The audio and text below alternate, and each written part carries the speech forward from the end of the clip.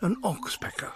Fleas, ticks, and even dandruff are food, as far as they are concerned. Each bird, every day, collects hundreds of ticks and thousands of insect larvae.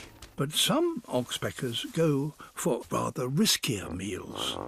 Hippopotamus are highly territorial and very aggressive. So oxpeckers tackling them must always be on their guard. Blood is the most nutritious meal of all.